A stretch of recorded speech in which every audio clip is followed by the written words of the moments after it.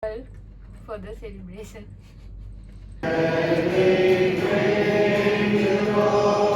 මම මේ මූණත් හොඳට හදන් ගියාට මේ යන්නේ වැරදි ට්‍රේන් එක.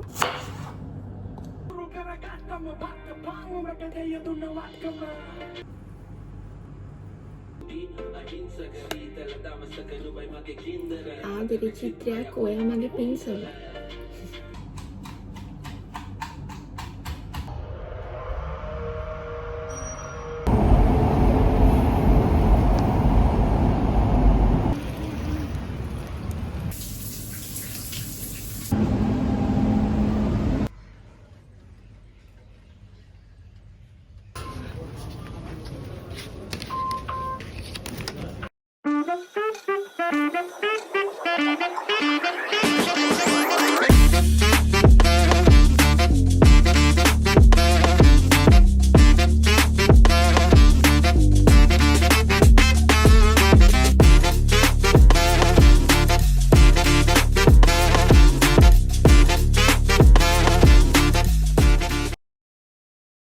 හලෝ ළමයි.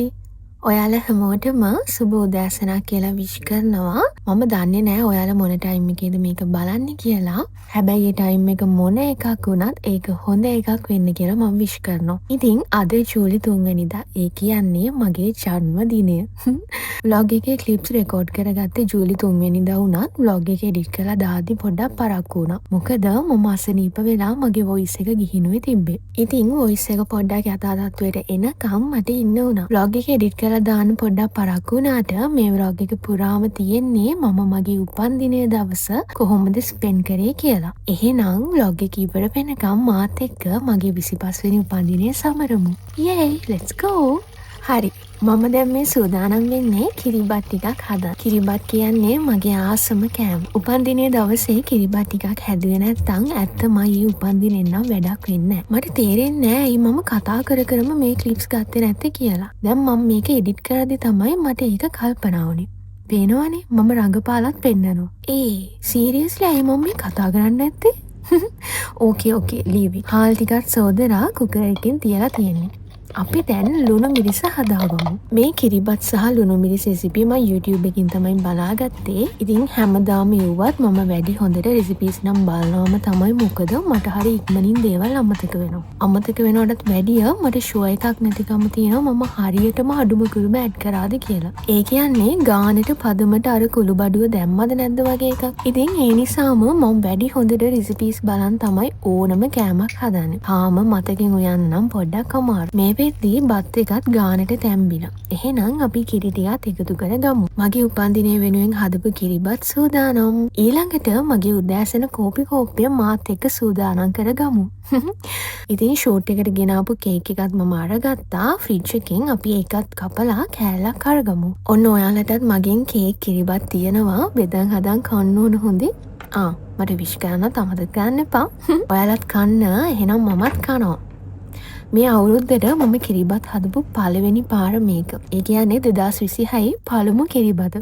බලමු අපි කොහොමද ඒක රස කියලා.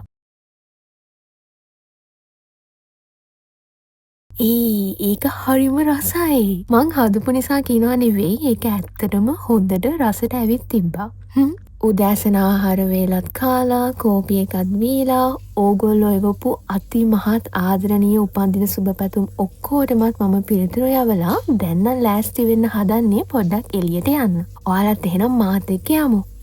Hello it's again me.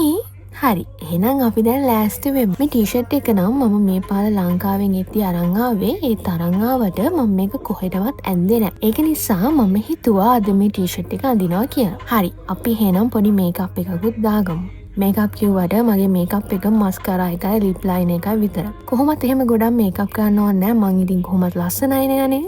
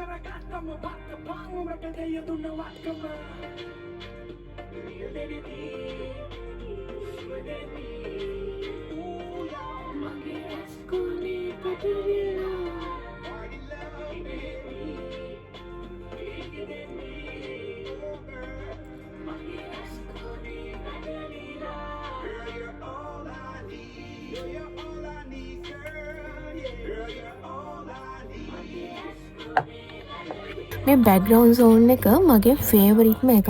ඒ සින්දුව අහද්දි නම් මට මාර චිල් එකක් එනවා. මුළු සින්දුවෙන්ම මේ වර්ස් එකේ තියෙන වචන වලට තමයි මම ගොඩක්ම ආස.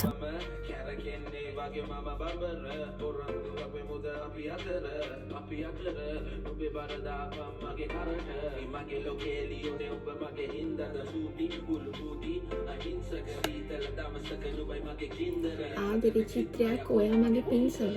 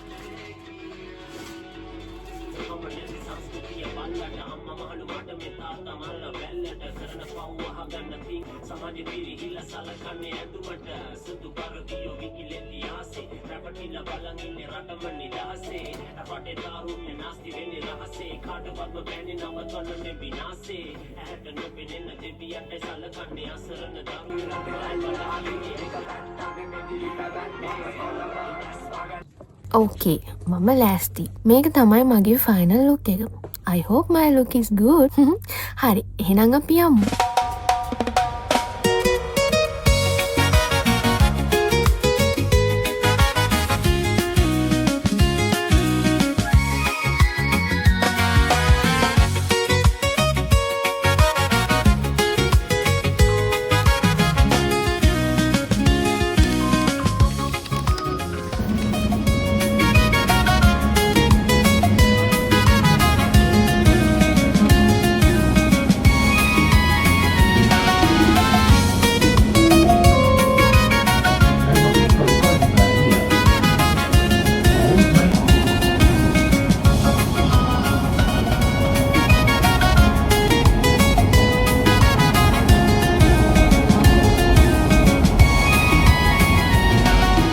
මම මුලින්ම ආවේ චර්ච් එකට.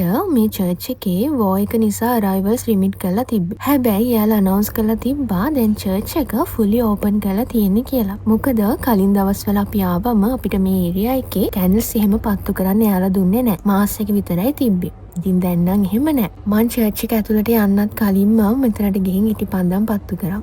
ඒක එහෙම කරපු එක කොච්චර හොඳයිද කියලා හිතුනේ මාස් එක ඉවර වුණායින් පස්සේ. මොකද මාස් එකට ආව ඔක්කොම සෙනඟ එකපාරම ගියා උතනට කැන්ඩල්ස් පත්තු කරන්න මාස් එක ඉවර වෙනවත් එක්කම. ඉතින් මමත් ඒ ටයිම් එකේ යන්න හිටියා නම් මේ වගේ නිදහසේ මට ඉටිපන්දම් පත්තු කරන්න වෙන්නේ නැහැ.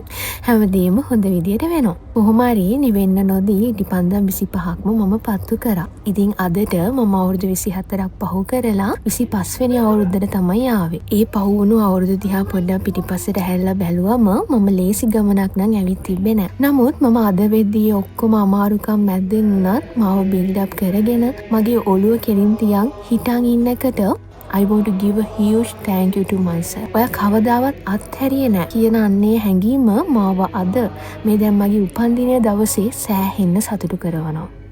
ඉතින් මට මේ ඇති.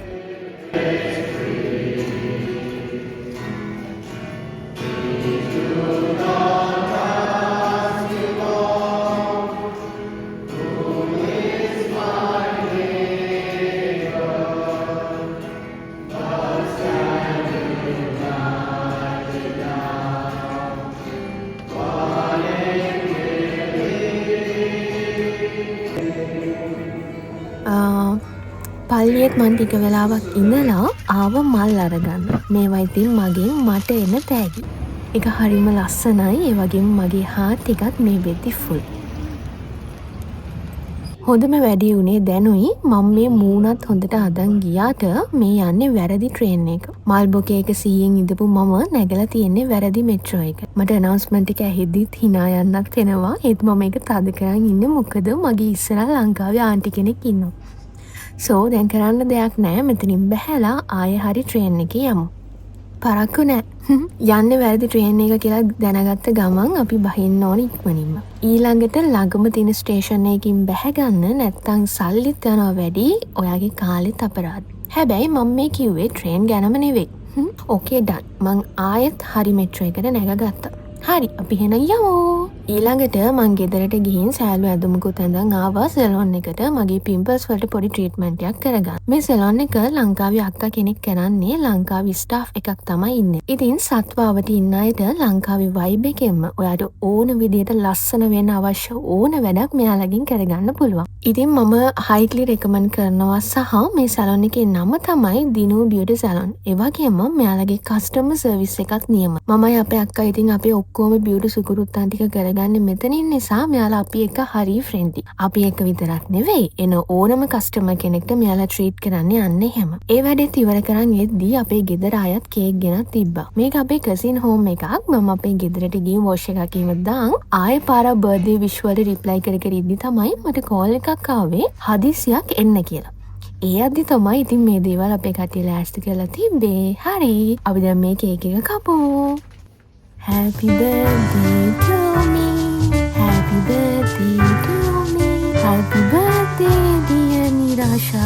Happy birthday to me. මම නම් ටිකක් පැනික් වෙලා ඉන්නේ. මොකද මම මේ ලැබපු අවුරුදු 25ට චුට්ටක් කැමති නෑ. මොකද දැන් මම ටිකක් ලොකුයි වගේ දැනෙනවා. ලොකුයි නම් තමයි. ඒත් නෑ. මම තාම අපේ ගෙදර සයිකෝ පොඩි පිස්සම තමයි. මම දන්නවා අවුරුදු 30ක් ගියත් ඕක එහෙමම තමයි කියලා. ඉතින් ඔන්න ඔය විදිහට තමයි මගේ 25 වෙනි උපන්දිනයේ දවස ගෙවිලා ගියේ. ඉතින් මට සතුටුයි. ඒ වගේම තෑගි ගොඩාක් හම්බුණා. ඒ ASCII මං ගන්න ආසාවෙන් හිටියේ ඒවත් තිබ්බා. ඉතින් තවත් සතුටුයි. ඒ ඔක්කොටම වඩා කට්ටිය මගේ ෆොටෝස් දාලා ලොකු ලොකු වර්ඩ්ස් දාලා විශ් කරලා තිබ්බම yes I'm over the moon. මාරම සතුටුයි මට. මම මගේ කලින් උපන්දින vlogs වලත් කියලා තිනවා මම අවුරුද්දේ ආසම දවස 3rd of July කියලා. ඒකට එකම හේතුව මේ කට්ටිය මම වෙනුවෙන් යාළගේ time වෙන් කරන් කරන දේවල් නිසා. So thank you for everything and see you soon again. Bye bye.